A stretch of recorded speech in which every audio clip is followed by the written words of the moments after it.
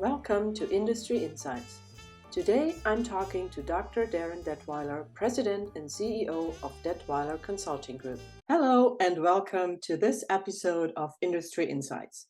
Today I'm talking to Dr. Darin Detwiler, and I'm really happy that you took the time, although we have a huge time difference in our day. It's great to have you on my interview series. So, would you please introduce yourself to the audience? Sure. I'm Dr. Darin Detwiler. I am a professor of food regulatory policy. I'm an author, I'm an advocate and advisor, and um, someone who has 30 years of experience, not only firsthand, but uh, um, as an advisor and consultant. 30 years of experience watching the food industry change in terms of food safety and how it's perceived. Wow, yeah, you have broad experience, knowledge, and yeah, you bring a lot to the table. Um, and it's kind of difficult really to focus on a specific topic when talking to you. So my first question to you, and it might sound a little odd, but it would be, what would you do if you were given a magic wand? What would be your most hoped for current situation or outcome? I would probably have to answer that such that I would wave a magic wand and change the world such that people learned about this kind of invisible threat or this always present uh, possible dangers of food safety earlier, such that as consumers and even as those who would later work in the food industry have a stronger sense of just this idea of a true burden of disease and even the real why behind food safety. Yeah. That is so important. I mean, consumers globally, they often, I mean, it's good to trust the brand that you have kind of chosen for your family, your friends. But then again, you always need to be curious, you need to be alert, and you cannot just trust whatever it's been told to you. So you want to make sure that the product that you consume is safe, and you want to make sure that you do what's needed to keep that product safe. And I think educating a consumer or all consumers more in that field is just a task that we all need to be focusing on just to protect all the consumers out there. Great point. Thank you. And there is a very current project of yours that I just saw you talk to Austin about. Do you want to share a little bit about that? Sure. So I've written a book about food safety, but it's really more for academic and industry audiences. And along that lines of the idea of consumers learning about food safety earlier, I decided to work with another professor and to talk about food safety in a very real sense. Looking at real experiences, real cases, real outbreaks and recalls, but kind of capturing it in the form of a graphic novel with the intended audience being younger readers to read about the experiences and dare I say the adventures of some people who become unlikely heroes in the world of food safety. And it's not meant to be disrespectful at all in terms of the so many families that are impacted by food safety. But taking the perspective of two people who have a long history of academic research and teaching in this area and advising and advocacy in this area and write a novel that's meant for a different audience, which there is no example of another book like this written for younger readers. It just seemed like it was really time to take that moment and write something like this. When you look at social media, you look at viral videos and memes that talk about food safety, and clearly creators of these memes or videos would not make these if they didn't think that their readers, their viewers, their audience knew what they were talking about. So we can tell from social media that consumers are thinking more and more about food safety, and let's just make sure they have some tools and resources to really learn even more. Yeah, that is so important. And also talk the same language as the generation growing up and, following in our footsteps. And often these younger people are being, of course, taught by their parents who grew up in a completely different scenario because they had different challenges when it came to food. I mean, now with everything being global, food just doesn't stop at the border. It travels right through, and so you really want to make sure you cover the whole global supply chain of a manufacturer supplier, just to make sure everyone is safe and protected. And so, yeah, you need to adjust the message, the training, the education, to the generation you're talking to, and I think that is just a fantastic way, and I'm really looking forward. Is it gonna be, so now it's gonna be a book, right? But is it supposed to turn into a movie or something? Well, I wouldn't object to that, but right now the whole idea is to create an 8-part series that looks at a fictional outbreak on a fictional island, and to really explore the many different ways in which consumers and other participants are impacted by food safety. At the same time, and you hit on a really good point. Not only is our food more global, and our generation, our previous generation, our next generation of consumers has different experiences with food, but even the idea of food's last mile and in its journey, and food safety's last mile has radically changed. Today our consumer behaviors have changed in the U.S. such that Americans are spending more money on food that's prepared outside of the home as opposed to preparing food in the home. At the same time, when you look at uh, meal kits and food that's delivered from restaurants and even food that's delivered from grocery stores, there's so many other actors involved, players involved in that last mile of food's journey, and therefore in food safety's last mile. Our my parents, my grandparents, they never encountered anything quite like that in terms of being able to order food on an app and have some stranger deliver to your home, kind of a situation.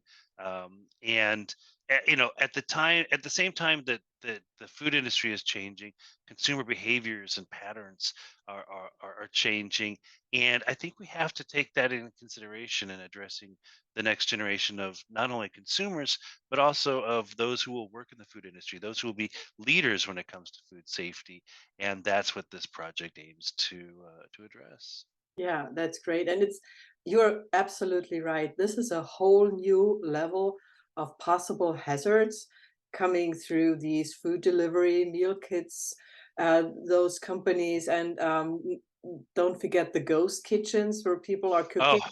And had never heard of any precaution or how to safely cook or prepare a meal and store ingredients. It's just, yeah, there is so much out there that is has a possible hazard in it, and I don't think we are at the peak yet. I mean, this is going to be a bigger bubble that's about to to pop, and we have to be so careful with these things.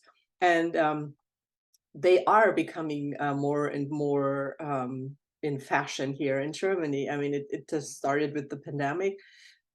Previously to the pandemic, all we would order was maybe a pizza now and then, but it's increased tremendously, and so yeah, these challenges are now on our doorstep as well. And I just recently saw my neighbor.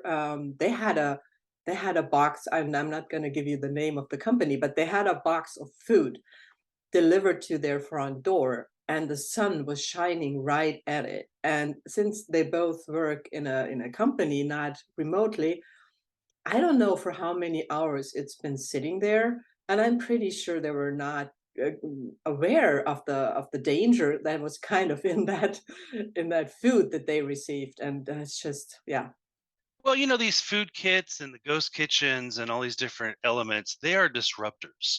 It's a new way of doing business. It's not a disruptor in terms of like a new flavor necessarily or a yeah. new ingredient kind of a thing, but they're disruptors into the bigger, again, food's last mile of its journey.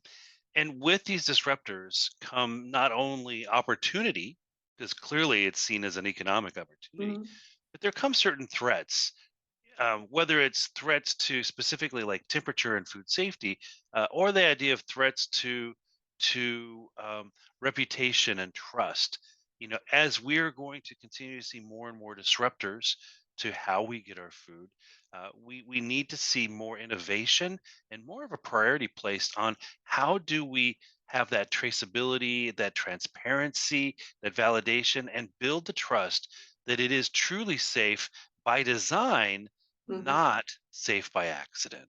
Yeah, yeah, exactly. Yeah. Ugh, it's an endless topic that you could just we could just keep talking and talking. And on top of that, I I would assume that not all auditors are as prepared as they are supposed to be when it comes to auditing those ghost kitchens, meal kits, those companies. I think that is also a completely different level on the auditing side. And not always do they even know about these companies or kitchens that deal with food, they sell food. And so yeah, first of all, they have to kind of be aware of them and then figure out a way how to audit them and educate them because I'm pretty sure that they're not per se out there to harm people. I mean, they're probably acting in the best. Um, yeah, they want to do what's best for their consumers, but they probably Well, just don't know how. one thing to consider is that it's not at all the fault of an inspector or auditor out there in terms of these innovations, as much as we have to look at when we have these ghost kitchens and third, fourth party vendors and all these different disruptors. There's a lag time between when these disruptors go into effect, if you will, and when policy is able to be revised to recognize and account and be applicable to these situations. So there's often a period of time where there's a, I don't want to call it a loophole, but just this gap in where does regulatory compliance and guidance, whether that be at the local level or at the national level, really provide that coverage for these different situations. And I've been involved in, here in the United States, we have what's called the model food code, and this is a federal level model that's developed that states adopt when looking at regulating the safety and restaurants and retail establishments. And at a federal level, it's only revised every so many years, because you just can't revise it every year. But even if it's revised at the federal level, then it has to be adopted at the local level. And until there is new policy at the national level and at the local level, Mm. those inspectors and auditors are only going to be able to do the best they can do with what they have, the regulatory authority to actually do. Yeah, yeah. Oh my, there is so much that we still need to achieve and work on in regards to protecting consumers. Wow, yeah. And I think also we need to. I mean, companies already, of course, focus on the people supporting their brand and being their consumers. But I think there is still so much room for more to be more aware of the need to I don't know how to say this, maybe better um, care about their own products that they sell or be more aware of what they can achieve more or well it's a very broad field of things they can add. Well, there are three things that I always kind of promote with what you're talking about, Stephanie. One is that at all times, food safety has to be prioritized because essentially it's not food unless it's safe food. Yeah, Just exactly. as much as it's not a car unless it's a safe car. It's Yeah. not an airplane unless it's a safe airplane. Yep. Well, regardless of whatever kind of food it is, it's not food unless it's safe food. So we always need to make sure to prioritize that. It needs to be prioritized in our mission statements. It needs to be prioritized in our, what questions we ask and what responsibilities we delegate with our board and our executive committees in the C-suite and at all times. The second one is that we always need to be looking at how food companies, big and small, are investing into food safety. And investing is a lot of different things. It's investing technology and equipment, is investing in hiring the right people and hiring third party auditors. There's a lot of different ways to be looking at it, but the time to start investing in food safety is not after someone's already been harmed and there's Yeah. an outbreak or a major recall. And the final element is training. The training at every level, from the newest employee at the smallest job to the most senior and most experienced person at the highest levels within the company, there always needs to be training, as we just talked about in terms of ghost kitchens and direct to market or direct to consumer market and delivery. With all these disruptors, there's always new challenges that will require new testing to make sure that our protocols and our procedures are good. And with those new testings and protocols and procedures comes the need to continue to be up to date in terms of training and certification of everyone who plays a role in food safety. Yeah. Or as you could say, or as everyone is now talking about food safety culture and the importance of it. And yeah, it's just, it kind of, to me, it kind of brings it all together. Because that's what makes a company a great company. If if they have a good food safety culture within their company, if they talk in a way that everyone understands, if they provide safe places for people to speak up even when they're working at the conveyor belt, empower them to feel good about hitting the button and stopping production. These kind of things, as simple and easy as they may seem. But people have, especially those people at the conveyor belt, they have so much responsibility and they need to be aware of that. They need to be supported in acting out and speaking up when it's necessary. So yeah, that is a completely different topic, really. And I think we could talk for Oh, at sure. least another hour on this topic because it's Well, just it's important. true, very true. And a food safety culture is important, but a food safety culture uh, requires so much more than just a culture.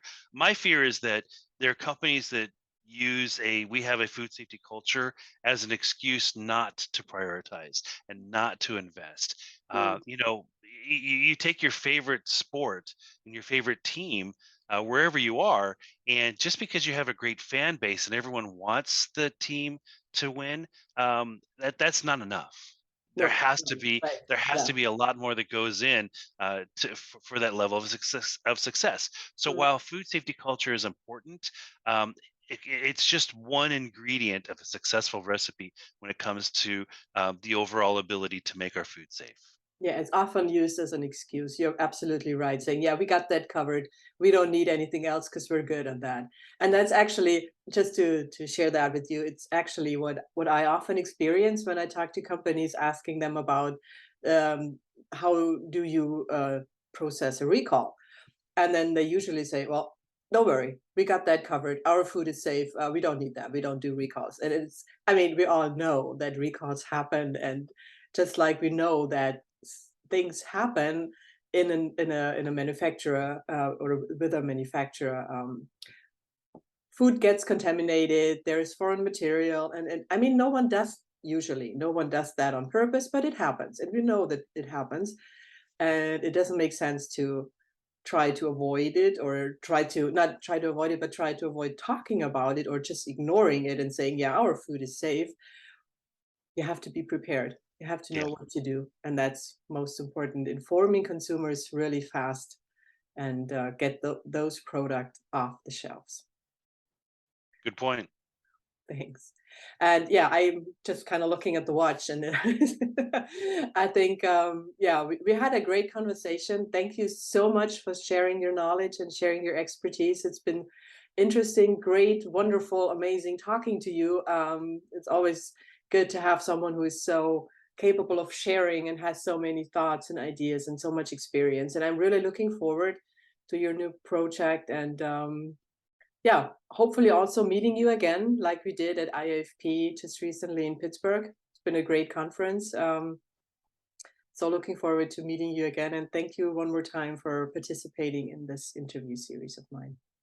Thank you very much. You're welcome. Thanks. This has been today's episode of Industry Insights. My guest was Dr. Darin Detwiler. Thanks for your attention and see you again soon. Bye.